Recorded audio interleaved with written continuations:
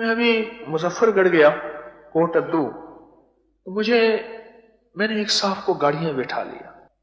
میں نے ان سے پوچھا کوئی اپنے تجربے بتائیں، آپ ذرا ایک تجربہ سنیں.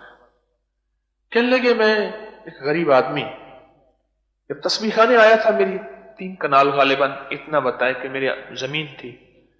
میں نے ایک زمین کا سودا کر لیا، پیسے دینے کا وقت آ گیا، اور میں نے کہا اللہ مجھے ایسا نہ ہو کہ میں جھوٹا ہو جاؤں، وعدہ خلافی ہو جائے. چاشت کے نفل پڑھے، کیونکہ چاشت میں روزی کی برکت کے وعدے ہیں. اللہ سچا، اس کا حبیب سچا، اور میرے حبیب کے غلام سچے، اور اس کے وعدے سچے، اور چاشت کے نفل سچے، اور اس کے پڑھنے والوں کو سچے وعدے ملتے ہیں. یہ بھی بات سچی ہے. چاشت کے 2 نفل پڑھے، نفل پڑھ گئے. اب کیا کیا؟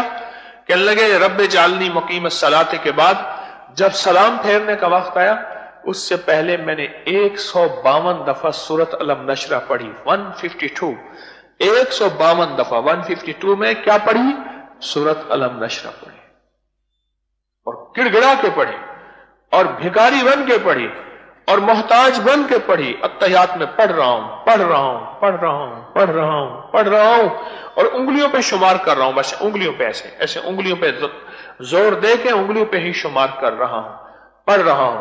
کہنے لگا میں سلام پھیر کے میں نے دعا کرنی شروع کی. ایسے دعا کرنی شروع کی تو میری بیوی مسجد کی طرف آئی اور کہنے لگی اللہ نے غیب سے انتظام کر دی.